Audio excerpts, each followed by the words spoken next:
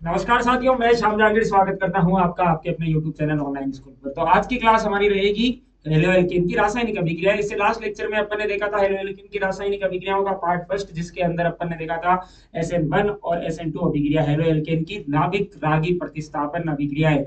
और आज का लेक्चर हमारा रहेगा विलोपन अभिक्रिया, एलिमिनेशन रिएक्शन, है ना। हेलो एल्केन की अगली रासायनिक अभिक्रिया की बात करेंगे, तो अपना कॉपी और पेन लेकर साथ बैठे नोट्स बनाते रहे। तो चलिए बढ़ते हैं हमारे लेक्चर की तरफ। आज का हमारा लेक्चर रहेगा विलोपन अभिक्रिया पर कि हेलो एल्केन विलोपन अभिक्रिया किस प्रकार प्रदर्शित करते हैं। विलोपन अभिक्रिया होती क्या है? विलोपन अभिक्रिया का मतलब है कि किसी भी समूह में से किसी एक ग्रुप का या किसी एक तत्व का या एक समूह का किसी यौगिक में से क्या हो जाए, विलोप हो जाए, वो वहां से चला जाए, है ना। ये कौन सी अभिक्रिया कहलाती है? विलोपन अभिक्रिया। और इंग्लिश में इसको बोलते हैं एलिमिनेशन रिएक्शन, और शॉर्ट में हम इसको लिखेंगे ई रिएक्शन, है ना। और जो विलोपन अभिक्रिया है वो जैसे एनसीईआरटी बोलती है कि 3 प्रकार की होती है, E1, E2 और E3। तो आज हम बात करेंगे विलोपन अभिक्रिया की। इसमें हम बात करेंगे सेजेव रूल की बात करेंगे, है ना। किस प्रकार से विलोपन अभिक्रिया में कौन कौन सी चीजें नेसेसरी है, इन सब के लिए अपन बातें करेंगे। तो हेडिंग डालें विलोपन अभिक्रिया।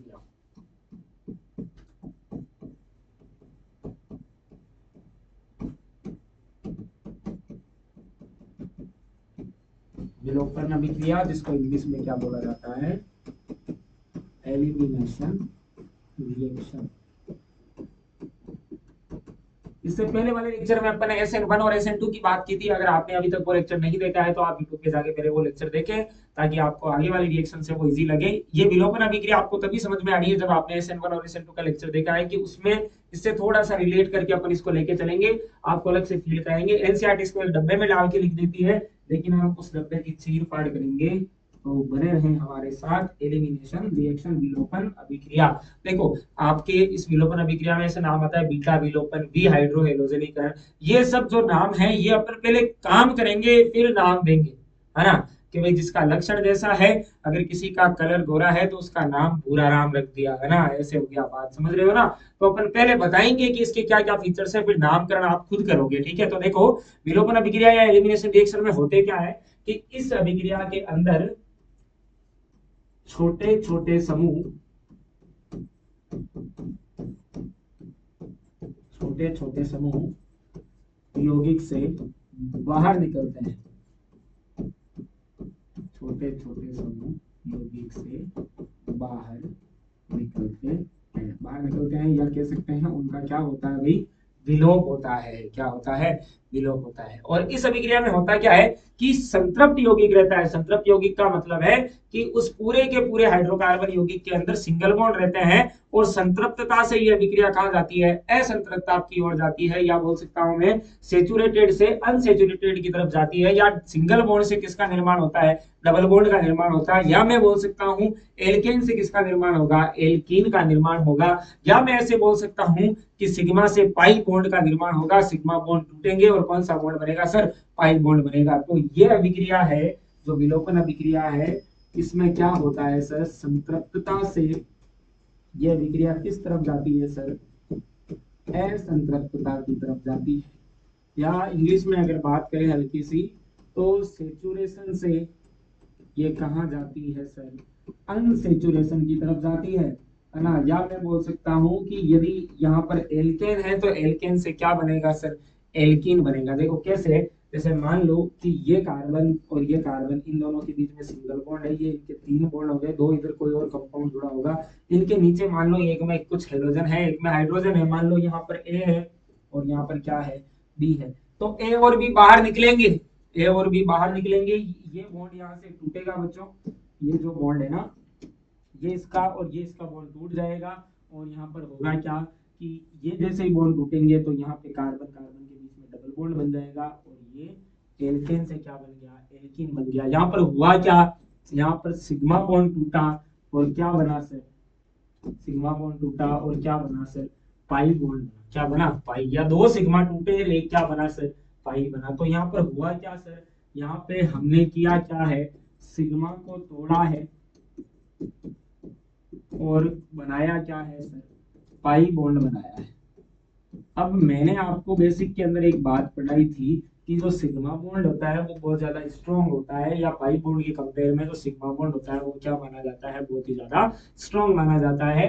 तो इस अभिक्रिया में हम करेंगे क्या, सिग्मा को तोड़कर पाई बनाएंगे। सिग्मा को तोड़ना आसान नहीं है, सिग्मा को तोड़ने के लिए आपको ऊर्जा देनी पड़ेगी, और जिस केमिकल रिएक्शन में एनर्जी दी जाती है या जिस रासायनिक अभिक्रिया में ऊर्जा दी जाती है उसको क्या बोलते हैं बच्चों, ऊष्माशोषी अभिक्रिया या एंडोथर्मिक प्रोसेस बोलते हैं, है ना। और जिसमें निकलेगी या रिलीज होगी उसको एक्सोथर्मिक या ऊष्माक्षेपी अभिक्रिया बोलेंगे। और इस अभिक्रिया के अंदर हो क्या रहा है, इस अभिक्रिया में हम ऊष्मा दे रहे हैं तो ये ऊष्माशोषी अभिक्रिया होगी। आई सबको बात समझ में जी? बिल्कुल। तो यहाँ पर होगा क्या कि यह जो विलोपन अभिक्रिया है, ये विलोपन अभिक्रिया एक कैसा प्रक्रम रहेगा, यह प्रक्रम रहेगा वही ऊष्माशोषी प्रक्रम। कैसा प्रक्रम रहेगा बच्चों, ऊष्माशोषी प्रक्रम रहेगा, यानी कि एंडोथर्मिक प्रोसेस रहेगी।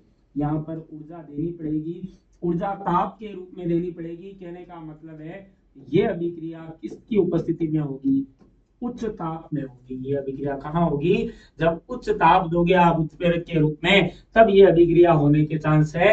अन्यथा इसका दूसरा प्रोडक्ट बन जाएगा, वो भी अपन देखेंगे क्या होता है। तो यहाँ से आपको ये बात समझ में आई होगी कि किसी ना किसी चीज का विलोप होगा। भाई यहाँ से ए है, ये बी है, इसका विलोप होगा या ये इस यौगिक से अलग हो जाएंगे यहाँ पर, और इस यौगिक के जो सिग्मा बॉन्ड है वो टूट जाएंगे, और इस कार्बन की वैलेंसी पूरी करनी है तो ये बॉन्ड शिफ्ट होकर यहाँ आ जाएंगे और यहाँ पाई बॉन्ड बन जाएगा। सिग्मा को तोड़कर पाई बनाना आसान नहीं है, या सिग्मा बॉन्ड स्ट्रॉन्ग होता है तो उसको तोड़ने के लिए आपको क्या देनी पड़ेगी सर, आपको एनर्जी देनी पड़ेगी, और एनर्जी देने के लिए आपको क्या करना पड़ेगा सर, ताप देना पड़ेगा। आई सबने बात समझ में, इसका ले आप स्क्रीनशॉट। अब बढ़ते हैं अपन किस पर, विलोपन अभिक्रिया के प्रकार पर, कि विलोपन अभिक्रिया कितने प्रकार की होती है और हम इसको कैसे पढ़ेंगे। हमारी एनसीईआरटी में डायरेक्ट इसके बारे में बता रखा है, लेकिन हम थोड़ा सा इसको अच्छे से लेने का ट्राई करते हैं। तो अब देखेंगे अपन विलोपन अभिक्रिया के प्रकार। तो बच्चों जो हमारे पास में विलोपन अभिक्रिया है ना, कितने प्रकार की होती है, 3 प्रकार की होती है। विलोपन अभिक्रिया को इंग्लिश में क्या बोलते हैं, विलोपन अभिक्रिया को इंग्लिश में बोलते हैं सर एलिमिनेशन। तो हम इसको शॉर्ट में क्या लिख देंगे सर, E1। पहली अभिक्रिया कौन सी हो जाएगी सर, पेन चेंज कर लेते हैं। पहली कौन सी हो जाएगी E1, दूसरी कौन सी हो जाएगी सर E2, और तीसरी कौन सी हो जाएगी सर E3, है ना। ये 3 प्रकार की होती है। तो सबसे पहले हम पढ़ेंगे क्या, E1 अभिक्रिया, है ना। E1 ही पढ़ना है हमें मेन। तो यहाँ पर सबसे पहले हमारे कौन सी अभिक्रिया रहेगी सर, E1, है ना। एलिमिनेशन फर्स्ट, एलिमिनेशन या विलोपन का पहला प्रकार, एलिमिनेशन फर्स्ट, है ना। इसमें होगा क्या सर, देखो कोई भी हमारे पास में हेलो एल्केन की रासायनिक अभिक्रिया पढ़ रहे तो हेलो एल्केन रहेगा, उसमें एक हेलोजन रहेगा। तो होगा क्या, इस विलोपन अभिक्रिया में पहले हेलोजन निकलेगा और बाद में कौन निकलेगा, हाइड्रोजन निकलेगा। एक तो हेलोजन निकलेगा और कौन निकलेगा सर, हाइड्रोजन निकलेगा। इसको बीटा विलोपन भी बोलते हैं, क्योंकि बीटा हाइड्रोजन है वो बाहर निकलता है, इसलिए इसको क्या बोला जाता है सर, बीटा विलोपन भी बोला जाता है। बीटा हाइड्रोजन है वो क्या निकलता है, बाहर निकलता है, ठीक है। तो यहाँ पर होगा क्या, यहाँ पर जो हेलो एल्केन है, हेलो एल्केन में से पहले कौन निकलेगा, देखो ये ध्यान रखना, पहले कौन निकलेगा, पहले हेलोजन निकलेगा। और हेलोजन क्या होता है, हेलोजन जब निकलता है तो बंद के इलेक्ट्रॉनों को अपनी ओर लेकर निकलता है, कार्बन से जुड़ा हेलोजन, है ना। और कार्बन से और हेलोजन में विद्युत ऋणता ज्यादा किसकी होती है सर, हेलोजन की। तो हेलोजन के ऊपर माइनस आएगा, हेलोजन को लिखते कैसे है सर, X से। तो पहले X माइनस निकलेगा और फिर कौन निकलेगा, X प्लस निकलेगा। आई सबको बात समझ में। तो E1 के अंदर होगा क्या कि इस विलोपन में, इसमें पहले X माइनस निकलेगा और बाद में कौन निकलेगा सर, H प्लस निकलेगा। पहले X माइनस निकलेगा और बाद में कौन निकलेगा सर, H प्लस निकलेगा, है ना। ये अभी लाइन आप केवल लाइन पकड़े, है ना। होगा क्या कि इसके अंदर देखो, जैसे मान लो कि मैंने एक एग्जांपल लिया, यहाँ पर नीचे में कोई एग्जांपल लिख देता हूँ। फॉर एग्जांपल मैंने, चलो कौन सा पहले ये ले लेते हैं, ले लेते हैं, ठीक है ना। जैसे मान लो मैंने कोई भी हेलो एल्केन का आपको एग्जांपल दिया, जैसे मान लो कि मैंने लिखा यहाँ पर CH3 CH।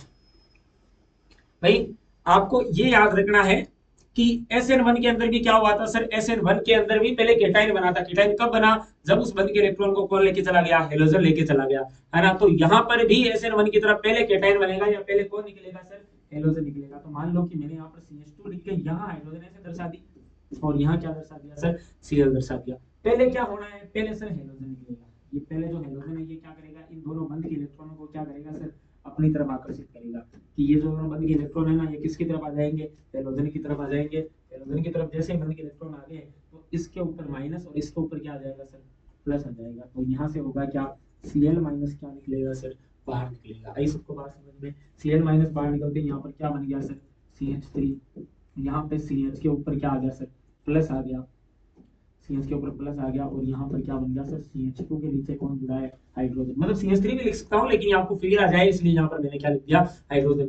अब ये हाइड्रोजन क्या करेगा, इस कार्बन को देखो आप, इस कार्बन के कितने बॉन्ड है, 1 2 3, 3 बॉन्ड बना रखे हैं ना, 2 तो ये सीधे दिख रहे हैं हाइड्रोजन के साथ और प्लस है ऊपर। कहने का मतलब है कार्बन भाई साहब के पास कुछ नहीं बचा है, भूखे नंगे बैठे हैं अभी, है ना। प्लस का मतलब क्या होता है, कार्बन पूरा भूखा है, बंद बनाने के लिए कितने इलेक्ट्रॉन चाहिए, 2।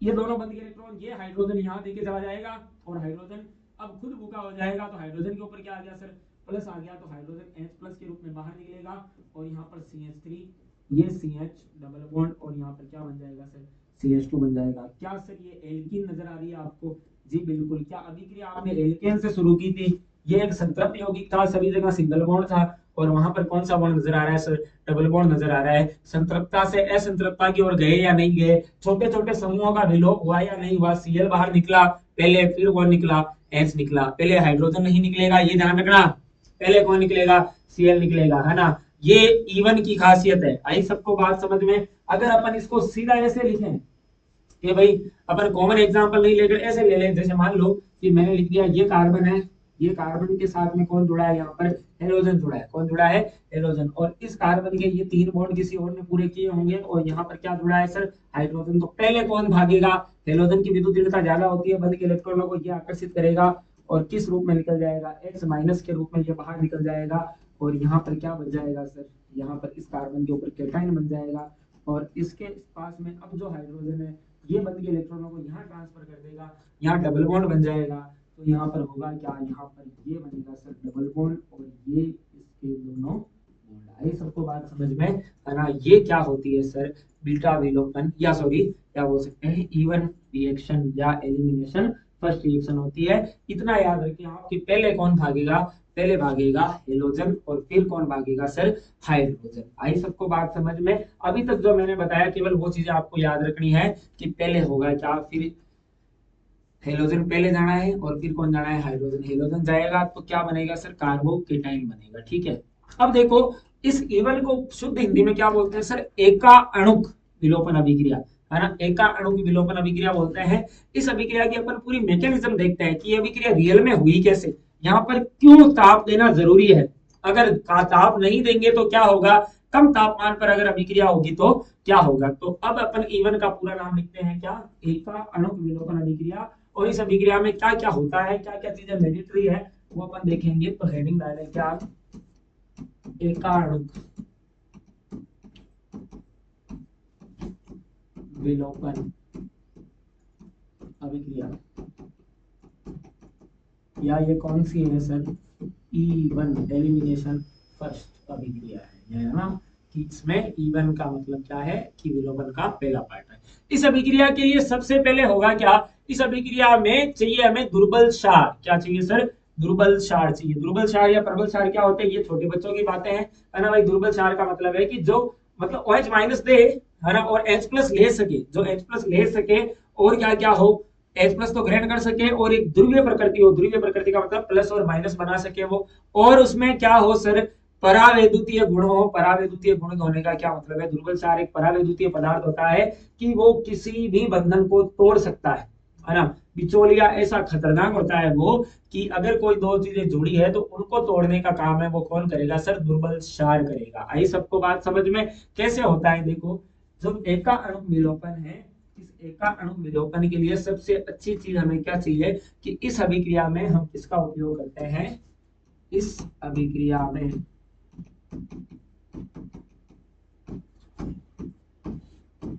दुर्बल क्षार का प्रयोग करते हैं। इसका प्रयोग करते हैं, दुर्बल क्षार का प्रयोग करते हैं। अब भाई किसी को ऐसा लग रहा होगा कि सर आपने ये डायरेक्ट बता दिया ये निकलेगा वो निकलेगा, आपने पहले ये तो बताया नहीं कि अगर हाइड्रोजन सेम आ जाए। ये सब धीरे धीरे अपना तरीका अलग है भाई, कि सेट-जेव का नियम है वो अपन कब अप्लाई करेंगे, जब पहले पूरी चीजें हैं वो आपके भेजे में घुस जाए ना, फिर आप सेट-जेव का नियम लगा सकते हो। अभी मैं पहले आपको सेट-जेव का नियम बता दूं तो उसके बाद में आपको कंफ्यूजन होगा कि आगे क्या करना है, आगे क्या करना है ना। तो आप इसमें ये याद रखें कि सबसे पहले इसमें क्या काम में लेते हैं सर, दुर्बल क्षार काम में लेते हैं। दुर्बल क्षार काम में क्यों लेते हैं, फॉर एग्जांपल मान लो कि मैंने कोई दुर्बल क्षार लिख दिया यहाँ पर, ये मैंने बोला कि दुर्बल क्षार है, उसका एग्जांपल लिख दिया मैंने कि CH3OH। भाई कार्बनिक जो ऑर्गेनिक अम्ल और क्षार होते हैं ना वो दुर्बल ही होते हैं, ठीक है ना। इसके ऊपर होगा क्या कि ऑक्सीजन की विद्युत जाता है तो आंशिक ऋणावेश, और कार्बन के ऊपर क्या आएगा सर, आंशिक धनावेश। तो ये पोलर हो गया नहीं हो गया, प्लस और माइनस दिखाई दे रहा है ना दोनों के ऊपर, तो ये क्या कौन सी प्रकृति का हो जाएगा, ध्रुवीय प्रकृति का हो जाएगा, है ना। ये एक दुर्बल क्षार या वीक बेस है। इसके पास में कौन कौन से गुण होते हैं, सबसे पहले तो ये कैसी प्रकृति का होता है सर, ध्रुवीय प्रकृति का होता है। ध्रुवीय प्रकृति का मतलब जिसके ऊपर प्लस और माइनस दिखाई दे। और सर ये H प्लस को ग्रहण कर सकता है। विलोपन अभिक्रिया में जो H प्लस बाहर निकलता है ना, उसको कौन ग्रहण करेगा सर, ये दुर्बल क्षार ग्रहण करेगा, ठीक है। इसके अलावा दुर्बल क्षार का क्या गुण होता है सर, दुर्बल क्षार एक कैसा पदार्थ होता है सर, परावैद्युतीय पदार्थ होता है। कैसा पदार्थ होता है, परावैद्युतीय पदार्थ। परावैद्युत पदार्थ का मतलब क्या होता है कि ये क्या कर सकता है सर, बॉन्ड को तोड़ सकता है। परावैद्युतीय का मतलब यही होता है प्यार का दुश्मन, ये बॉन्ड को क्या कर सकता है सर, तोड़ सकता है। आई सबको बात समझ में कि हम दुर्बल क्षार इसलिए लेते हैं क्योंकि दुर्बल क्षार के पास में ये मेन गुण है कि वो H प्लस को ग्रहण कर सकता है, और हमें विलोपन अभिक्रिया में H प्लस बाहर निकालते हैं तो उसको कि कोई ना कोई ग्रहण करेगा, तो ग्रहण करने का काम ये दुर्बल क्षार करेगा। और हमें बॉन्ड तोड़ना है हेलोजन और कार्बन के बीच का, तो वो तोड़ने का काम भी कौन करेगा सर, वो भी हमारा कौन करेगा, दुर्बल क्षार। ये दुर्बल क्षार की यहाँ पर क्या होती है बच्चों, भूमिका होती है। आई सबने बात समझ में, जी बिल्कुल आ गई। अब इस दुर्बल क्षार का यूज करके हम आगे बढ़ते हैं। हमारे पास में एक हेलोएल्केन है, मान लो कि मैंने ले लिया ये, मैंने ले लिया क्या CH3CH, यहाँ पे मैंने Br ले लिया, और यहाँ पे मैंने CH2, और ये हाइड्रोजन मैंने नीचे लटका दी ताकि आपको अच्छे से फील आ जाए, है ना। CH3 भी लिख सकते हो आप डायरेक्ट, मैंने हाइड्रोजन यहाँ नीचे लिख दी, ठीक है। और in the presence of weak base, ये CH3OH ये क्या है, एक दुर्बल क्षार है।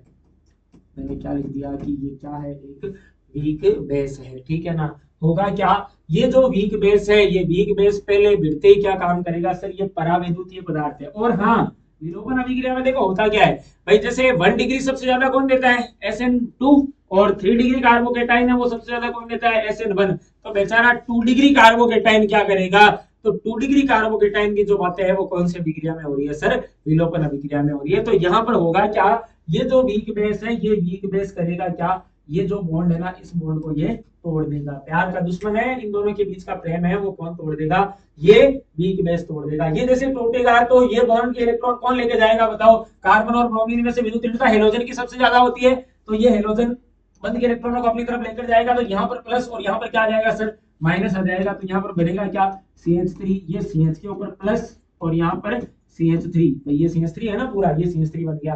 तो ये बना क्या यहाँ पर, ये बना sir 2 degree carbocation, 2 degree carbocation बना। तो जो 2 डिग्री की अपन बातें करते हैं ना, वो किसके अंदर होती है सर, विलोपन अभिक्रिया के अंदर होती है। ये 2 डिग्री कार्बोकेटाइन बना, और साथ में क्या बाहर निकल गया सर, साथ में बाहर निकल गया Br माइनस। क्या निकल गया सर, Br माइनस निकल गया, है ना। सेम ऐसे का ऐसा काम अपने SN1 में किया था, है ना। SN1 में भी क्या हुआ था, सबसे पहले कार्बन आयन बना था, लेकिन बना कौन सा था, 3 डिग्री। फिर बाद में किसका अटैक हुआ था सर, नाभिक रागी का या नाभिक स्नेही का अटैक हुआ था। यहाँ पर भी हो सकता है नाभिक स्नेही या नाभिक रागी का अटैक, है ना। लेकिन यहाँ पर नाभिक स्नेही या नाभिक रागी, देखो इन दोनों में से, इस वीक बेस में से नाभिक रागी कौन है, ये जो वीक बेस है ये क्या कर सकता है, H प्लस, और ये यहाँ पर CH3 के ऊपर क्या आएगा, माइनस। तो जिसके ऊपर माइनस होता है वो नाभिक रागी होता है। तो यहाँ पर जो कार्बन आयन है, इससे आकर कौन जुड़ सकता है सर, नाभिक रागी भी जुड़ सकता है। और यदि अभिक्रिया कब जुड़ेगा ये नाभिक रागी, जब अभिक्रिया कम तापमान पर हो। लेकिन जब अभिक्रिया अधिक तापमान पर हो तब क्या होगा सर, तब विलोपन अभिक्रिया होगी। इसीलिए विलोपन अभिक्रिया में हमें नाभिक रागी नहीं जोड़ना होता है, हमें H प्लस को बाहर निकालना होता है। इसीलिए हम यहाँ पर उच्च ताप देते हैं, उच्च ताप देने का यही कारण है। तो यहाँ पर जो हमारे पास में देखो बना है, जो हेलोजन के बाहर जाने के बाद में हमारे पास में जो सिचुएशन आकर खड़ी हुई है, वो ये खड़ी हुई है कि इसके ऊपर प्लस है और यहाँ पर क्या है सर, CH3 है। ये यहाँ तक यहां तक दोनों में सेम काम हुआ है। यहां तक जो SN1 है और E1 है, दोनों में सेम प्रोसेस हुई है भाई। SN1 में भी क्या हुआ था सर, कार्बोकेटाइन बना था, और कार्बोकेटाइन बनने के बाद में क्या हुआ, नाभिक रागी का आक्रमण हुआ। लेकिन यहाँ पर नाभिक रागी का आक्रमण नहीं होगा सर, यहाँ पर क्या होगा, यहाँ पर H+ बाहर निकलेगा। क्या बाहर निकलेगा सर, H+ बाहर निकलेगा। आई सबको बात समझ में? एक सेकंड रुकना।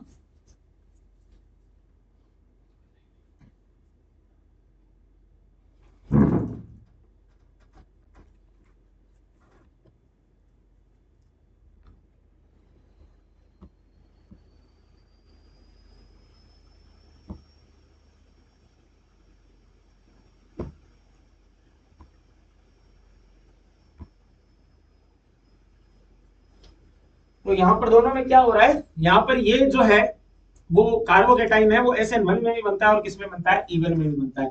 अब इस कार्बोकेटाइन के साथ में दो केस हो सकते हैं। क्या क्या हो सकता है सर, यहाँ पर हमारे पास में दो ऑप्शन है ना, इसको यही रहने देते हैं।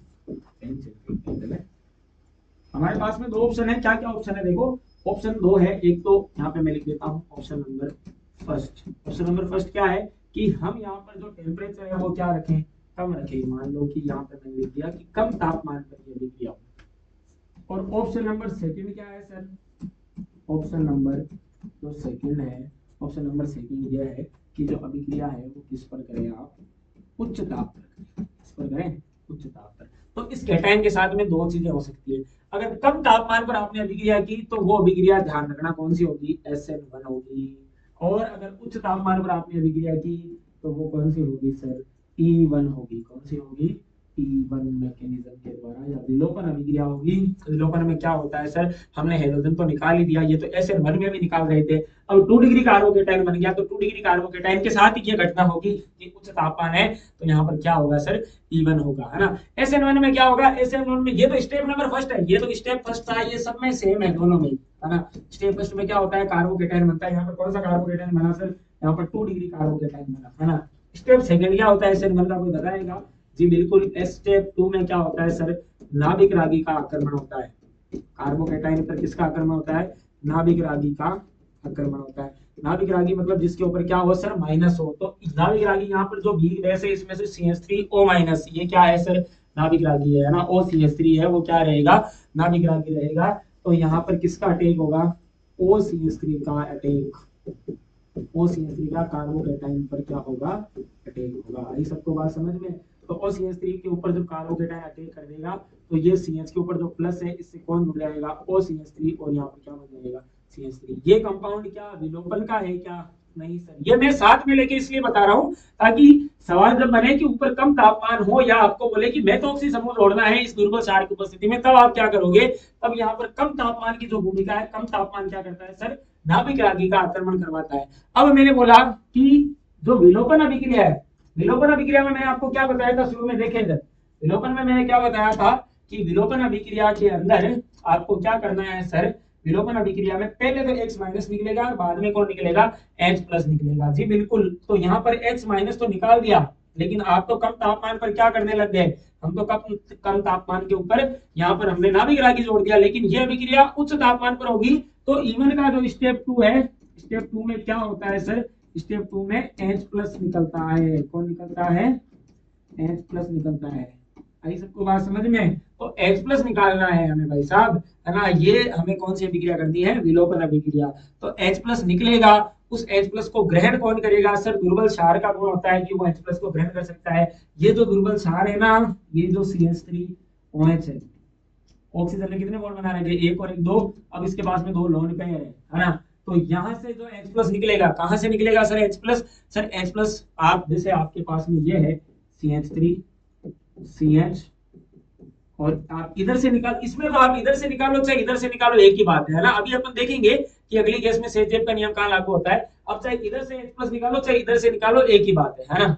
तो आपने ये H+ है, ये इधर से H+ निकाल के और किसको दे दिया सर, इस ऑक्सीजन वाले लोन पेयर को दे दिया, जिसने इसके साथ में क्या बना लिया, बॉन्ड बना लिया। तो यहाँ पर क्या बनेगा, CH3, ये ऑक्सीजन इस हाइड्रोजन से तो जुड़ा था और इससे जुड़ गया, तो यहाँ पर क्या बन गया, प्लस। ये ध्यान रखना, ऑक्सीजन जब जब 3 बॉन्ड बनाएगा उसके ऊपर क्या आएगा, प्लस आएगा। तो यहाँ पर हुआ क्या, यहाँ पर सॉरी ये हट जाएगा, ये जो आपके पास में डबल बॉन्ड है, डबल बॉन्ड लग जाएगा और ये चीज लग जाएगी और यहाँ पर क्या लग जाएगा, डबल बॉन्ड लग जाएगा। क्योंकि ये जो हाइड्रोजन है, ये जो 3 हाइड्रोजन थे उनमें से एक हाइड्रोजन बन के इलेक्ट्रॉन अपने यहाँ देकर चला जाता है और यहाँ पर किसका निर्माण हो जाता है सर, डबल बॉन्ड का निर्माण हो जाता है। ये तो मैंने SN1 और E1 या विलोपन की दोनों की साथ में तुलना करके बताया। हम यहाँ पर मेन क्या पढ़ रहे हैं, विलोपन पढ़ रहे हैं। विलोपन में मैं आपको ये समझाने चाह रहा हूँ कि विलोपन अभिक्रिया में पहले क्या निकलेगा सर, हेलोजन निकलेगा, उसके बाद में हाइड्रोजन निकलेगा और अभिक्रिया उच्च तापमान पर करवानी है। उच्च तापमान पर क्यों करवानी है, निम्न पर करवाओगे तो H+ नहीं निकलेगा, कौन निकल जाएगा सर, नाभिक रागी निकल जाएगा। आई सबको बात समझ में, कौन निकल जाएगा, नाभिक रागी जुड़ जाएगा। और यदि आपने दुर्बल क्षार नहीं लिया, प्रबल क्षार ले लिया तो क्या होगा, है ना। ध्यान रखने योग्य बात है। पहली बात कौन सी है सर, पहली बात यह है कि उच्च तापमान दुर्बल क्षार, पहले ब्रोमीन निकलेगा या सॉरी पहले हेलोजन निकलेगा या H- निकलेगा और फिर कौन जुड़ेगा सर, H, तो फिर कौन निकलेगा, H+ निकलेगा और बनेगा क्या, एल्केन से क्या बनेगी, एल्कीन। यही क्या कहलाती है सर, विलोपन अभिक्रिया कहलाती है। चलिए एक उदाहरण के द्वारा इसको स्पष्ट करते हैं, या मैं सीधा सीधा आपको अभी क्या लिख देता हूं, केवल विलोपन बता देता हूं। तो विलोपन में हमने किया क्या कि जैसे मान लो कि मैंने यहाँ पर लिया CH3, ये यहाँ पर CH, इसके साथ में मैंने जोड़ दिया Br या Cl और यहाँ पे क्या लिख दिया मैंने CH2 और साथ में कौन जुड़ गया सर, यहाँ पर हाइड्रोजन जुड़ी है, ऐसे लिख दिया मान लो, ठीक है ना। और मैंने क्या बोला कि मैंने लिख दिया यहाँ पर CH3OH दुर्बल क्षार है और यहाँ पर क्या होगा सर, उच्च ताप होगा। तो पहले क्या होने का है सर, पहले होने का है कि ये जो उच्च ताप वाला या दुर्बल क्षार है ना, ये दुर्बल क्षार में परावैद्युतीय गुण होता है। तो ये हेलोजन और कार्बन के बीच के बॉन्ड को तोड़ देगा और ये बॉन्ड के इलेक्ट्रॉन कौन लेकर चला जाएगा सर, ये क्लोरीन लेकर चला जाएगा। कौन लेकर चला जाएगा, क्लोरीन। ब्रोमीन भी हो सकता है, क्लोरीन भी हो सकता है, कोई बड़ी बात नहीं है ना। तो यहाँ पर ये क्लोरीन यहाँ से ये लेकर चला जाएगा, तो इसके ऊपर प्लस और इसके ऊपर क्या आ जाएगा, माइनस आ जाएगा। तो यहाँ पे CH3, CH के ऊपर प्लस कार्बोकेटाइन बन गया और ये यहाँ पे CH2 के ऊपर नीचे कौन लगा है, हाइड्रोजन लगा है और कौन बाहर निकल गया यहाँ से, Cl- बाहर निकल गया। आई सबको बात समझ में, कौन कौन सा कैटाइन बना सर, 2 डिग्री, है ना। 3 डिग्री कहाँ विक्रिया कर रहा था, SN1 में। 1 डिग्री कहाँ कर रहा था, SN2 में। अब 2 डिग्री कौन सी करेगा सर, विलोपन करेगा। अब क्या होगा सर, अब ये जो हाइड्रोजन है ना, ये अपने बंद के इलेक्ट्रॉन यहाँ दे देगा और ये बाहर निकल जाएगा। ये बाहर निकल कर किसके साथ जुड़ जाएगा, इस दुर्बल क्षार के साथ जुड़ जाएगा। तो यहाँ पर क्या बनेगा सर, CH3, ये CH, ये डबल बॉन्ड और यहाँ पर CH2, कैटाइन गायब हो गया। और यहाँ पर ये जो दुर्बल क्षार आपने लिया था, इस दुर्बल क्षार के साथ में पहले H था, अब और H आ गया, तो ऑक्सीजन के ऊपर क्या आ गया सर, यहाँ पर प्लस आ गया। क्या आ गया, यहाँ पर ऑक्सीजन के ऊपर क्या आ गया बच्चों, प्लस आ गया। आई सबको बात समझ में, ये कौन सी अभिक्रिया है, विलोपन अभिक्रिया। और इसके अंदर याद रखना, अगर आपने उच्च ताप नहीं लिया तो SN1 अभिक्रिया हो जाएगी। देखो ये काम हो जाएगा, नाभिक रागी आकर जुड़ जाएगा। इसीलिए आपको इस अभिक्रिया में हमेशा क्या रखना है सर, उच्च तापमान रखना है। आई सबको बात समझ में। अगर इस अभिक्रिया को ऐसे दे दें कि यहाँ पर तो एरो के ऊपर ये लिख दिया और यहाँ पर एरो के ऊपर मैंने लिख दिया CH3OH और यहाँ पे मैंने क्या लिख दिया, निम्न ताप, तब उत्पाद चेंज हो जाएगा। तब क्या बनेगा सर, तब CH3CH और यहाँ पे क्या बन जाएगा, OCH3 और यहाँ पर क्या बन जाएगा, CH3। आई ना बात समझ में भाई। ऐसे तो होता है कि अगर निम्न ताप है तो ये हो जाएगा, उच्च ताप है तो ये काम हो जाएगा। आई सबको बात समझ में जी, बिल्कुल। यहाँ तक आप सबको क्लियर है कि यहाँ पर हुआ क्या है। यहाँ पर हमने क्या किया है कि जो पहले हेलोजन को निकाला है और फिर हाइड्रोजन को निकाला है, ये कंडीशन तो उच्च तापमान पर बनेगी। निम्न तापमान आया तो हेलोजन निकलते ही कौन जुड़ जाएगा सर, डायरेक्ट आकर नाभिक रागी जुड़ जाएगा। जी बिल्कुल क्लियर है सबको जी हाँ। अब यहाँ पर होगा क्या कि सर ऑक्सीजन के ऊपर क्या आ गया, प्लस। ध्यान रखना, ऑक्सीजन एक अधिक विद्युत ऋणी तत्व है। FON, फ्लोरीन, ऑक्सीजन, नाइट्रोजन, या आवर्त सारणी में सबसे ज्यादा विद्युत ऋणी तत्व होते हैं। और विद्युत ऋणी तत्व का मतलब क्या होता है कि बंद के इलेक्ट्रॉन को अपनी तरफ आकर्षित करें और उसके ऊपर माइनस आए। यहाँ ऑक्सीजन के ऊपर प्लस चार्ज है, ये ध्यान रखना, ऑक्सीजन पर प्लस चार्ज शोभा नहीं देता है, नहीं देता है। क्यों नहीं देता है, और ऑक्सीजन ने 3 बॉन्ड बना लिए तो इसके ऊपर प्लस आ गया, इसलिए आ गया 3 बॉन्ड बनाने के कारण। क्यों नहीं देता है, क्योंकि ऑक्सीजन की जो EN है, विद्युत ऋणता है, वो बहुत ज्यादा होती है। इसीलिए जो Br या Cl- निकला था, ये Cl- क्या करेगा, अब H+ को लेकर और क्या बना लेगा, इसके साथ में कौन जुड़ जाएगा, ये Cl- जुड़ जाएगा और वापस इसका घर बच जाएगा, ये CH3OH और यहाँ पर क्या बन जाएगा सर, HCl बन जाएगा। आई सबको बात समझ में कि जो Br माइनस निकला था वो वापस इसे H प्लस को लेकर बाहर निकल जाएगा। जो दुर्बल क्षार आपने लिया था, दुर्बल क्षार एक उत्प्रेरक था, वो आया, गोचा किया, बाहर चला गया, खुद का कोई उत्पाद नहीं बनाता है वो, उसने क्या किया, जो Br और H है इन दोनों को जैसे तैसे करके बाहर निकाला और फिर ले जाकर आपस में जोड़ दिया। इसने दलाली की है केवल, और दलाली करके अपना काम यहाँ पर क्या कर दिया, कंप्लीट कर दिया। एक बार मैं इसको वापस स्टेप वाइज समझा देता हूँ कि जो विलोपन अभिक्रिया के चरण है वो कैसे होते हैं। ये तो अपन दोनों ने साथ में ले लिए। अब जो विलोपन अभिक्रिया है, विलोपन अभिक्रिया में क्या होता है बताना। अब आप बताना खुद की, आपकी प्रैक्टिस के लिए बता रहा हूं मैं कि विलोपन अभिक्रिया में स्टेप फर्स्ट में क्या होता है सर। स्टेप फर्स्ट में X माइनस निकलता है। कौन निकलता है, X माइनस निकलता है या हेलोजन निकलता है ना। हेलोजन कैसे निकलेगा, जैसे फॉर एग्जांपल मान लो कि आपने क्या ले लिया, हमने ले लिया ये CH3 CH और यहाँ पे मैंने Br जोड़ दिया और यहाँ पे क्या लिख दिया मैंने CH2 और ये हाइड्रोजन नीचे लिख देते हैं। तो होगा क्या, यहाँ पर निम्न ताप या उच्च ताप, सर उच्च ताप, निम्न लेते ही लोचा हो जाएगा। दुर्बल क्षार ले लो, क्या CH3OH ले लिया।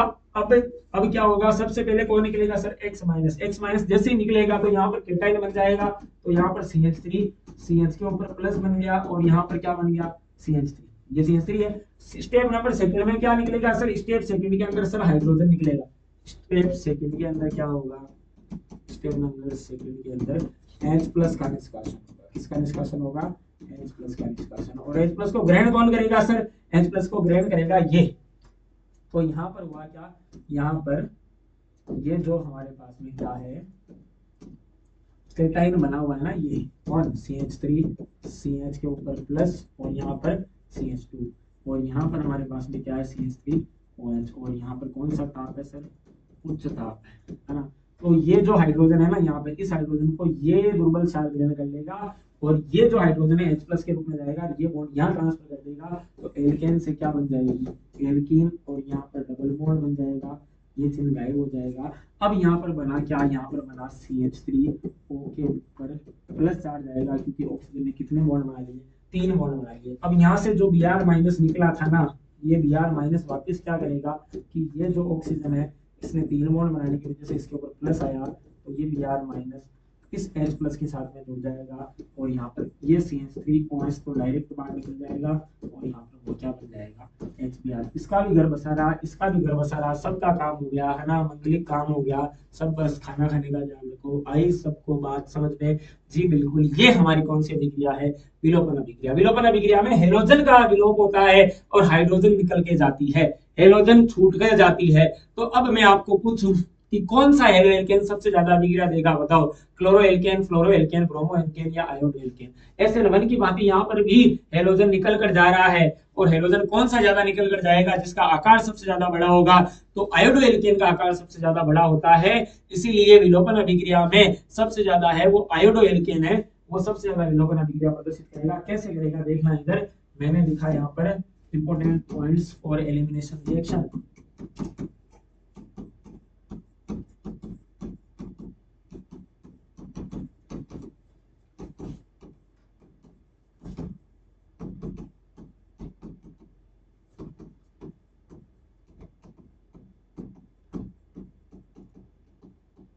देखो मैंने पूछ लिया आपसे कि आप अपने दिमाग के घोड़े दौड़ाओ और ये बताओ मेरे को कि यहाँ पे मैंने लिखा RF, यहाँ लिखा मैंने RCl, यहाँ लिखा मैंने RBr और यहाँ लिखा मैंने RI। कौन सबसे ज्यादा विलोपन अभिक्रिया देगा। देखो विलोपन में होगा क्या, विलोपन में होना यह है कि हेलोजन छूट कर जाना है कार्बन से, है ना। तो यहाँ पर मैंने इनका क्या पूछा है आपसे, क्रियाशीलता पूछी है कि कौन सबसे ज्यादा क्रियाशील होगा या रिएक्टिविटी ऑर्डर पूछा है। तो देखो ये कार्बन है भाई, R सब में सेम है, तो ये कार्बन का आकार सब में सेम है। ये कार्बन, यहाँ पे ये कार्बन, यहाँ पे ये कार्बन और यहाँ पे ये कार्बन, ठीक है। और ये जो फ्लोरीन, क्लोरीन, ब्रोमीन, आयोडीन, ये वर्ग में जैसे ऊपर से नीचे जाते हैं इनका आकार बढ़ता जाता है ना।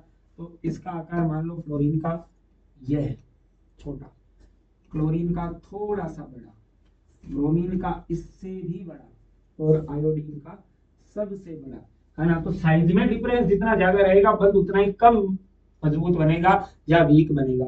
भाई पहले कार्बन के साथ में फ्लोरीन जुड़ रखा था, दोनों छोटे छोटे थे, आराम से जुड़ गए, फिर एक का साइज निरंतर बढ़ता जा रहा है, बढ़ता जा रहा है, तो ये बॉन्ड है यहाँ पर क्या होगा सर, ये वीक होगा। तो यहाँ पर जो बॉन्ड है कार्बन और आयोडीन के बीच में, ये क्या है सर, सबसे ज्यादा वीक है, और ये जो है वो सबसे ज्यादा क्या है, स्ट्रॉन्ग है। विलोपन में होता क्या है सर, हेलोजन छोड़कर भागता है। कौन आसानी से भागने देगा बताओ सर, ये भागने देगा क्योंकि इसका कम है आकर्षण, तो ये रिएक्टिविटी ऑर्डर हो जाएगा कौन सी अभिक्रिया के लिए सर, विलोपन अभिक्रिया के लिए। दूसरा सवाल, विलोपन अभिक्रिया कौन से तापमान पर होती है, विलोपन अभिक्रिया सर उच्च तापमान पर होती है, कम तापमान पर होगा तो SN1 हो जाएगी। तो अगला जो इम्पोर्टेंट पॉइंट है वो आपको ध्यान रखने योग्य यह है कि जो विलोपन अभिक्रिया है, विलोपन अभिक्रिया क्या मैं लिखूं यहाँ पर क्या, E1 है ना, हमेशा कौन से तापमान पर रहेगी, हमेशा उच्च तापमान पर रहेगी, उच्च ताप पर होगी, इस पर होगी सर उच्च ताप पर। इसको वी हाइड्रो हेलोजनीकरण भी बोलते हैं, हाइड्रोजन निकलता है और कौन निकलता है, हेलोजन, इसलिए इसको क्या बोला जाता है सर, वी हाइड्रो हेलोजनीकरण, डी हाइड्रो हेलोजिनेशन, इसके अंतर्गत में बात करूं तो ऐसा सबको बात समझ में, उच्च तापमान पर होगी। अगला सवाल कि जो E1 अभिक्रिया है इसमें आप दुर्बल क्षार का ही उपयोग क्यों करते हैं या प्रबल क्षार का उपयोग क्यों नहीं करते। जी बिल्कुल, देखिए अगर मैं सवाल पूछूं आपसे कि E1 अभिक्रिया में, E1 अभिक्रिया में दुर्बल क्षार कौन सा लिया मैंने यहाँ पर, CH3 लिया था ना, का ही प्रयोग क्यों किया जाता है, इसका ही उपयोग क्यों किया जाता है। या ये सवाल ऐसे भी बन सकता है कि E1 अभिक्रिया में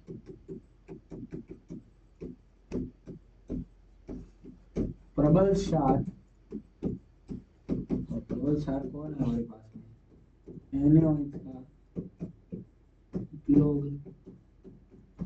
क्यों नहीं करते हैं, क्यों नहीं करते हैं, दोनों का सेम आंसर रहेगा। तो देखो दुर्बल क्षार करता क्या है सर, दुर्बल क्षार पहले X माइनस निकलता है, उसके बाद में H प्लस को ग्रहण करता है। क्षार का गुण क्या है, क्षार का गुण यह है कि वो H प्लस को ग्रहण कर सके। तो यहाँ पर जो दुर्बल क्षार है वो शांति से बैठा रहता है, दुर्बल क्षार तब तक इंतजार करेगा जब तक X माइनस नहीं निकल जाए, है ना, X माइनस लिख लेगा, फिर कौन जो निकलेगा सर, H प्लस। ये E1 का काम है भाई। E1 के अंदर होता क्या है, E1 का फिक्स शेड्यूल है, E1 के अंदर पहले कौन निकलेगा, X माइनस, और बाद में कौन निकलेगा सर, H प्लस।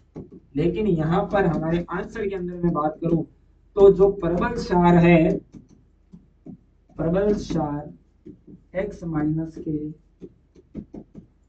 निकलने से पहले ही किसको ग्रहण कर लेता है, H प्लस को ग्रहण कर लेता है, इसके इंतजार नहीं होता है भाई, बिल्कुल भी नेटाउन नहीं रख सके होगा ना।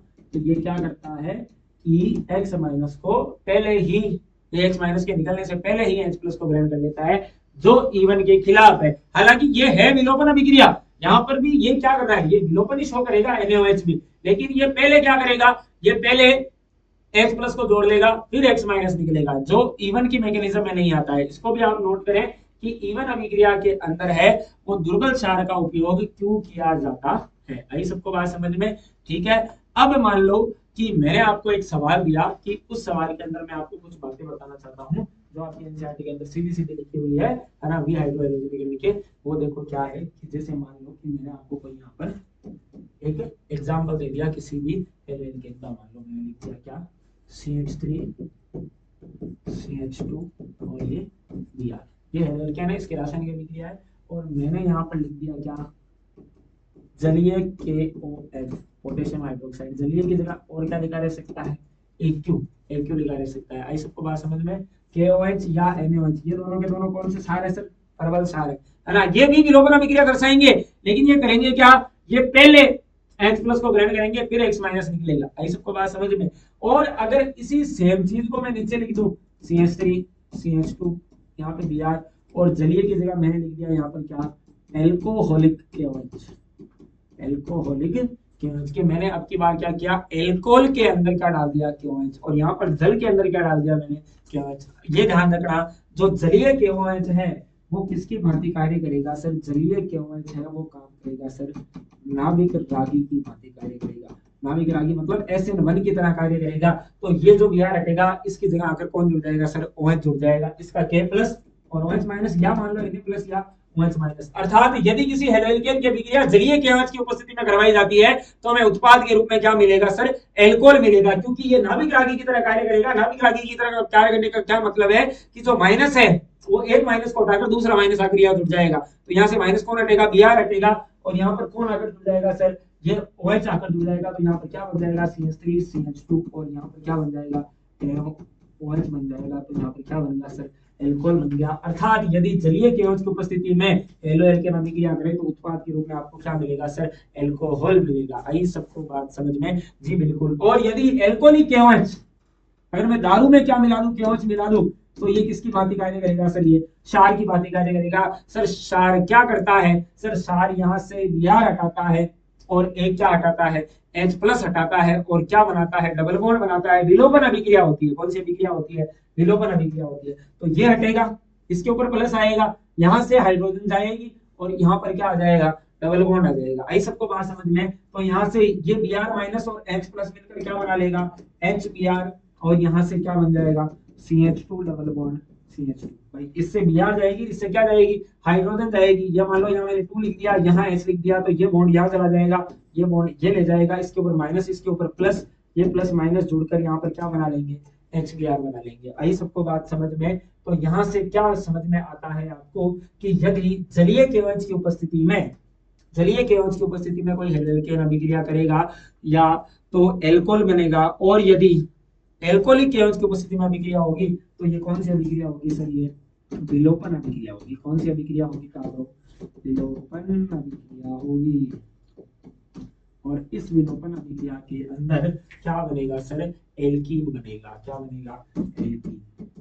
खाली जगह पूछ सकता है आपसे, यदि हेलोएल्केन की अभिक्रिया एल्कोहलिक KOH की उपस्थिति में करवाई जाए तो खाली जगह प्राप्त होता है एल्कीन। यदि हेलोएल्केन की अभिक्रिया जलीय KOH की उपस्थिति में करवाई जाए तो आपको क्या मिलेगा सर, उत्पाद में एल्कोहल मिलेगा, क्योंकि जलीय KOH नाभिक रागी की तरह कार्य करता है और एल्कोहलिक KOH है वो किसकी तरह कार्य करता है सर, क्षार की तरह कार्य करता है। इंपॉर्टेंट है, एनसीईआरटी चीक चीक केस के बारे में बोलती है, इसको आप नोट करें। समझ में आया तो क्या बोले, हलवा उठाएं चम्मच और इसको खा जाए। आई सबको बात समझ में है ना। अब आपको मैं कुछ और बातें बता देता हूं, जैसे मान लो कि अब आपको एग्जांपल दे दे कि सर विलोपन अभिक्रिया होनी है ना, विलोपन अभिक्रिया करनी है, विलोपन ही है ये भी, है ना, ये भी विलोपन ही है। जो आपने NaOH लिया था ना ऊपर, जो मैंने बोला था प्रबल क्षार लिया, प्रबल क्षार लेना भी विलोपन ही है, लेकिन वो इवन वाली मैकेनिज्म नहीं है। आई सबको बात समझ में। अब मैं आपको सेजेब का नियम समझाता हूँ यहाँ से, वो पहले अपन कैसे समझेंगे, एक उदाहरण से समझेंगे, है ना। जैसे मान लो कि मैंने लिखा यहाँ पर CH3 CH2 CH, यहाँ पे Br, और यहाँ पे क्या लिख दिया मैंने, CH3 लिख दिया। आई सबको बात समझ में। मैंने यहाँ पर लिख दिया ये CH3OH, और यहाँ पे मैंने क्या लिख दिया, उच्च ताप। उच्च ताप का मतलब मैंने यहाँ पर डेल्टा भी लगा सकता हूँ मैं, ऐसे काम कर दिया मैंने। तो स्टेप फर्स्ट में क्या होगा, स्टेप फर्स्ट में बताओ इवन में, इसको आपको इवन ही देना है। ये 100% इवन हो गई है। कैसे हो गई 100% इवन, क्या क्या देखने को मिल गया, ध्रुव क्षार देखने को मिल गया, उच्च ताप देखने को मिल गया। तो यहाँ पर नाभिक रागी का तो आक्रमण होगा ही नहीं है, तो सीधी सीधी बात होगी। अब बताओ इवन का पहला काम क्या है सर, इवन का पहला काम यह है कि पहले आपको X माइनस हटाना है, X मतलब हेलोजन हटाना है, तो ये हटाओ। तो स्टेप फर्स्ट में क्या किया आपने, स्टेप फर्स्ट में जो Br माइनस है वो हट जाएगा, और यहाँ पर क्या बन जाएगा CH3 CH2, ये CH के ऊपर प्लस, और यहाँ पर क्या बन जाएगा CH3। अब आपके पास में दो ऑप्शन है, या तो H प्लस यहाँ से निकालो या H प्लस यहाँ से निकालो। या तो H प्लस इधर से निकाल सकते हो या H प्लस इधर से निकाल सकते हो, है ना। तो देखो कहाँ से निकाले, तो हम क्या करेंगे, हम दोनों चीजें ट्राई करके देखेंगे, है ना। यहाँ पर फिर लाते हैं थोड़ा सा। हमारे पास में कितने ऑप्शन है सर, दो ऑप्शन है, ऑप्शन नंबर फर्स्ट और ऑप्शन नंबर सेकेंड, है ना। तो ये प्लस है, ये प्लस के पास वाला ये अल्फा, ये भी क्या है अल्फा है ना, ये दोनों कार्बन अल्फा है। अगर मैं इसमें से हाइड्रोजन निकालूं, है ना, इसमें से हाइड्रोजन निकालूं तो इन दोनों के बीच में डबल बॉन्ड बन जाएगा, ठीक है।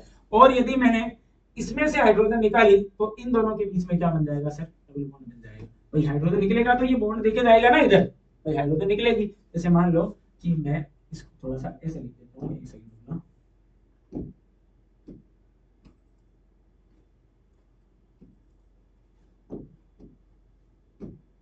भाई मैंने यहाँ पे CH लिख के यहाँ पे हाइड्रोजन लिख दी, ये CH2 लिख के यहाँ हाइड्रोजन लिख दी। अगर ये हाइड्रोजन गई तो यहाँ पर डबल बॉन्ड, अगर ये हाइड्रोजन गई तो यहाँ पर डबल बॉन्ड, ठीक है। पहले इसको भेज देते हैं, इन दोनों के बीच में डबल बॉन्ड लगा देते हैं। तो ये CH3, ये CH और ये डबल बॉन्ड, ये CH और यहाँ पे क्या बन जाएगा CH3। एक तो ये एल्कीन बन सकती है, ये हाइड्रोजन गई तो इन दोनों के बीच में डबल बॉन्ड लग सकता है, CH3 CH2, इसको CH2 लिख देता हूँ मैं पूरा, यहाँ पे CH डबल बॉन्ड क्या बन सकता है CH2। तो आपके पास में ये दो प्रकार की एल्कीन मिल गई आपको, देखो एक तो ये मिल गया और एक ये मिल गया। अब मैंने क्या बोला था कि जिसमें जहां कांट होता है ना, जहां कांट होता है उसके पास वाला अल्फा होगा। ये डबल बॉन्ड वाली एल्कीन है, इसके पास वाला कार्बन कौन सा, ये और ये अल्फा। ये डबल बॉन्ड वाली एल्कीन है, इसके पास वाला ये अल्फा। इसके अंदर कितने अल्फा हाइड्रोजन है बताओ, अल्फा कार्बन से जुड़े हाइड्रोजन, अल्फा हाइड्रोजन 3 और 3 6 अल्फा हाइड्रोजन है। और इसके अंदर कितनी है सर, 2 अल्फा हाइड्रोजन है। मैंने आपको एक प्रभाव पढ़ाया था इफेक्ट्स ऑफ कार्बन में, हेलो सॉरी क्या बोलते हैं, हाइपर कॉन्जुगेशन या अति संयुग्मन प्रभाव। अति संयुग्मन प्रभाव स्टेबिलिटी को बताता है कि जितने अल्फा हाइड्रोजन उतना ज्यादा अति संयुग्मन, उतना ज्यादा स्थायी। तो बताओ कौन ज्यादा स्टेबल होगा, ये ज्यादा स्टेबल होगा, क्योंकि इसमें क्या है सर, अल्फा हाइड्रोजन है, वो 6 है और इसमें कम है, तो ये गलत होगा और ये सही होगा। और इस समस्या के समाधान के लिए हमारे एक प्यारे से साइंटिस्ट जिनका नाम सेट था, उन्होंने ये नियम दिया था कि एल्कीन वो बनेगी या वो एल्कीन सबसे ज्यादा स्थायी होगी जिसके अंदर ज्यादा एल्कीन समूह जुड़े हो। ये देखो ज्यादा प्रतिस्थापी जुड़े हो या एल्कीन समूह, इस एल्कीन के साथ में कितने प्रतिस्थापी है, 2, और इस एल्कीन के साथ में कितने प्रतिस्थापी है, 1 प्रतिस्थापी है, केवल एथिल है, इसमें 2 क्या है, नंबर देखना है कि प्रतिस्थापियों की संख्या ज्यादा किसमें है। आई सबको बात समझ में। तो यहाँ से किसका रूल निकल के आता है सर, यहाँ से रूल निकल के आता है हमारे साइंटिस्ट जिनका नाम क्या है सर, सेट, है ना। तो यहाँ से मैं आपको लिखा देता हूँ किसका नियम, सेट का नियम, सेट का रूल या सेट का नियम, ये सभी क्रिया में काम में आता है। आपको डायरेक्ट लिखा दिया जाता है, इसके बारे में आपको जानकारी प्रॉपर नहीं होती है, तो याद रखें कि अधिक प्रतिस्थापियों वाली एल्कीन क्या होगी, ज्यादा स्थायी होगी। ये एक लाइन में याद रखें कि अधिक प्रतिस्थापियों वाली एल्कीन क्या होगी, अधिक स्थायी होती है। ये बात किसने बताई थी, सेट ने बताई थी। तो बताओ इसके अंदर कितने प्रतिस्थापी है, 2 प्रतिस्थापी है, और इसके अंदर कितना प्रतिस्थापी है, 1। और अगर आप हाइपर कॉन्जुगेशन से इसको समझना चाहते हैं तो आप ये से भी दिखा सकते हैं कि सेट का नियम सीधा याद रख सकते हो, और या डायरेक्ट ऐसे याद रख सकते हो कि कौन सी एल्कीन है वो सबसे ज्यादा स्टेबल बनेगी जिसके अंदर नंबर ऑफ अल्फा हाइड्रोजन क्या हो, ज्यादा हो, ठीक है। अब आप एक खुद से सवाल करें इस रूल से रिलेटेड। जैसे मान लो कि मैंने आपको यहाँ पे लिख के दे दिया CH3, ये यहाँ पर मैंने क्या लिख दिया CH2, और आपको मैं क्या जोड़ के दे देता हूँ, यहाँ पर ये CH और ये मैंने यहाँ पर क्या जोड़ दिया, एक हेलोजन जोड़ दिया, और यहाँ पर क्या लिख दिया CH3, और मैंने लिख दिया कि यहाँ पर है CH3OH, और मैंने यहाँ पर डेल्टा लगा दिया, मतलब उच्च ताप है, या एल्कोहलिक KOH लिख दिया मैंने। एल्कोहलिक KOH लिखो तो भी बात वही है ना भाई, एल्कोहलिक KOH लिखे तो भी आपको घबराने की आवश्यकता नहीं है ना, क्योंकि एल्कोहलिक KOH भी किसकी भांति कार्य करता है सर, एल्कोहलिक KOH भी क्षार की भांति कार्य करेगा, ये याद रखना। एल्कोहलिक KOH भी किसकी भांति कार्य करेगा, क्षार की भांति। अगर जलीय KOH लिख दिया तब नाभिक रागी की तरह कार्य करेगा, और क्या बन जाएगा सर, एल्कोहल बन जाएगा। तो यहाँ से आप बनाओगे तो आपको खुद को पता है कि पहले होगा क्या, ये जाएगा बाहर, ये बाहर जाते हैं, यहाँ पर क्या बन जाएगा सर, हेलोजन पहले बाहर जाएगा तो CH3, ये CH2, और इस CH के ऊपर प्लस, और यहाँ पर क्या बन जाएगा CH3। अब बताओ हाइड्रोजन कौन सी जाएगी, ये जाएगी या ये जाएगी, है ना। सेजेव का नियम क्या कहता है, एल्कीन वो बनेगी जिसमें ज्यादा प्रतिस्थापी जुड़े हो। अगर यहाँ एल्कीन बनी तो एक ही प्रतिस्थापी, यहाँ एल्कीन बनी तो 2 प्रतिस्थापी। तो यहाँ पर होगा क्या, यहाँ पर बनेगा CH3 CH double bond CH, और यहाँ पर CH3, अकॉर्डिंग टू कौन सा रूल आया बताओ, सेट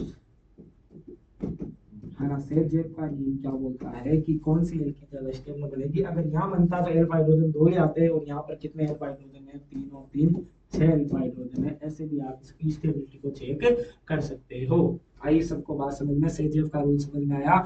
इससे जुड़े सवाल कर सकते हैं जी, बिल्कुल कर सकते हैं। राजस्थान बोर्ड में या कंपटीशन के अंदर सवाल कैसे आते हैं, कंपटीशन के सवाल ऐसे आते हैं कि इसको इससे कैसे बदलोगे, है ना। तो देखो मैंने आपको बोला कि आपके पास में क्वेश्चन दे देता हूं मैं कि ब्रोमोप्रोपेन से आपको 2 ब्रोमोप्रोपेन बनाना है।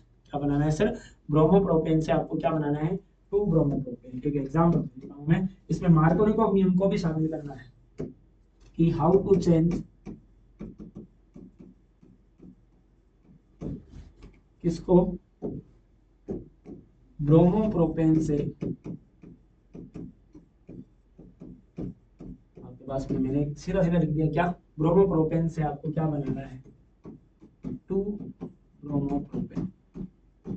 अब तो मैंने मूर्खता मत करना, मैंने डायरेक्ट ऐसे भी लिख सकता हूँ है ना कि भाई इससे ये बनाओ इससे ये बनाओ। तो आपको डायरेक्ट ऐसे नहीं कि 2 ब्रोमोप्रोपेन लिखा एरो लगाया या ब्रोमोप्रोपेन लिखा 2 एरो लगाया 2 ब्रोमोप्रोपेन बना दिया, है ना। ऐसे नहीं करना है। सबसे पहले क्या करना है आपको, देखो सबसे पहले आपके पास भी ब्रोमोप्रोपेन है, ये क्वेश्चन है, तो ब्रोमोप्रोपेन बनाओ। ये मैंने लिख दिया यहाँ पर क्या, CH3 CH2, यहाँ पे CH2 और इससे क्या जुड़ा है Br। भाई वन ब्रोमोप्रोपेन बोलो चाहे ब्रोमोप्रोपेन बोलो एक ही बात है। आई सबको बात समझ में। अब यहाँ पर होगा क्या, हमें क्या बनाना है सर, 2 ब्रोमोप्रोपेन बनाना है ना। 2 ब्रोमोप्रोपेन कैसे बनेगा, जब Br कहाँ जुड़ेगा, यहाँ जुड़ेगा, है ना। Br यहाँ जोड़ना है, लेकिन यहाँ जोड़ना है ना। एक मार्कोनिकोव का नियम आपने पढ़ा था, हाइड्रोजन वहां जुड़ेगी जहां हाइड्रोजन पहले से क्या हो, ज्यादा, और Br वहां जुड़ेगा जहां हाइड्रोजन पहले से क्या हो, कम हो। तो यहाँ पर ऑलरेडी Br हमारे जुड़ा हुआ है, इसको शिफ्ट करना है। यहाँ पर हम कर क्या रहे हैं, Br की शिफ्टिंग करनी है। शिफ्टिंग कैसे होती है, पहली बात तो ये बताओ कि जो मार्कोनिकोव नियम है, वो मार्कोनिकोव का नियम है वो किसके लिए लगाते थे आप, मार्कोनिकोव का नियम लगाते थे सर, ये देखो ये चीजें आपको ना एक दूसरे से रिलेट करनी पड़ेगी। ये लगाते थे सर आप एल्कीन के लिए, और कौन सी एल्कीन के लिए, असममित एल्कीन के लिए, है ना। तब आप इसका योग कर सकते थे। तो इसकी एल्कीन बनाओ सर, इसकी एल्कीन बनाने के लिए आपको विलोपन अभिक्रिया का सहारा लेना पड़ेगा। सर विलोपन अभिक्रिया किसकी उपस्थिति में करवा रहे थे सर आप, सर आपको लेना है कौन सा KOH, एल्कोहलिक KOH। कौन सा KOH लेना है सर, एल्कोहलिक KOH लेना है जी, बिल्कुल एल्कोहलिक KOH ले लिया एल्कोहलिक KOH, है ना। एल्कोहलिक KOH का मतलब क्या होता है सर, है ना, जो क्षार की भांति कार्य करे। तो विलोपन अभिक्रिया में होगा क्या, एल्कोहलिक KOH में यहाँ से Br जाएगा, यहाँ से Br जाएगा और यहाँ से क्या जाएगा सर, हाइड्रोजन जाएगा। ठीक है ना, यहाँ से Br और यहाँ से क्या जाएगा, हाइड्रोजन, और इन दोनों के बीच में क्या लग जाएगा सर, यहाँ पर डबल बॉन्ड लग जाएगा। ये CH3 ये CH डबल बॉन्ड और यहाँ पर क्या बन गया सर, CH2 बन गया। अब ये असममित एल्कीन है, इसके अंदर आप योग करवा दो इसका सर, HBr का। हाइड्रोजन कहाँ जुड़ेगी, मार्कोनिकोव का रूल लगा दो सर, हाइड्रोजन यहाँ जुड़ेगी जहाँ हाइड्रोजन पहले से ज्यादा है, और ब्रोमीन कम है वहां जुड़ेगी। ये असममित एल्कीन के लिए मार्कोनिकोव का नियम लगता है। तो यहाँ पर क्या बन गया, CH3 CH, और यहाँ पर क्या लग गया Br, और यहाँ पर CH3। ये क्या बन गया सर, 2 ब्रोमोप्रोपेन बन गया या नहीं बन गया, जी बिल्कुल बन गया। कितनी अभिक्रियाओं का सहारा लेना पड़ा, पहले आपको यहाँ पर एलिमिनेशन रिएक्शन करनी थी, और फिर आपको क्या करना था, कौन सा रूल लगाना था सर, मार्कोनिकोव का नियम लगाना था। कौन सा नियम लगाना था सर, मार्कोनिकोव का नियम लगाना था। आशा करते हैं आपको ये चीज समझ में आई होगी। अगर इससे उल्टा पूछ ले, इससे उल्टा क्या पूछ ले कि 1 ब्रोमोप्रोपेन से क्या बनाओ सर, 2 ब्रोमोप्रोपेन बनाओ, तो आपको क्या करना है सर, एंटी मार्कोनिकोव नियम लगाना है, या आपको खुद से ट्राई करना है कि 1 ब्रोमोप्रोपेन से 2 ब्रोमोप्रोपेन कैसे बनाते हैं, है ना, या सॉरी 2 ब्रोमोप्रोपेन से क्या बनाना है, 1 ब्रोमोप्रोपेन बनाना है। ये आप बनाओगे, इसके लिए आपको एंटी मार्कोनिकोव नियम लगाना है। कौन सा नियम लगाना है sir, anti Markovnikov. Anti Markovnikov में 2 चीजों का ध्यान रखना है, एक तो HBr ही होना चाहिए फिक्स, और किसकी उपस्थिति होनी चाहिए सर, पेरोक्साइड की। तो हाइड्रोजन कहाँ जोड़ना है, जहाँ हाइड्रोजन पहले से क्या हो, कम हो। आई सबको बात समझ में। तो इस लेक्चर में हम हमारी विलोपन अभिक्रिया को कंप्लीट करते हैं। आशा करते हैं आपको ये चीज समझ में आई होगी। आगे वाले लेक्चर में अपन पढ़ेंगे वुड्स अभिक्रिया, धातु के साथ अभिक्रिया, गिरजान अभिकर्मक के बारे में सबसे ज्यादा इंपॉर्टेंट रहेगा अगला लेक्चर। इस लेक्चर को आप पूरा प्रॉपर नोट्स बनाएं, ज्यादा से ज्यादा इस क्लास को लाइक करें, शेयर करें। धन्यवाद।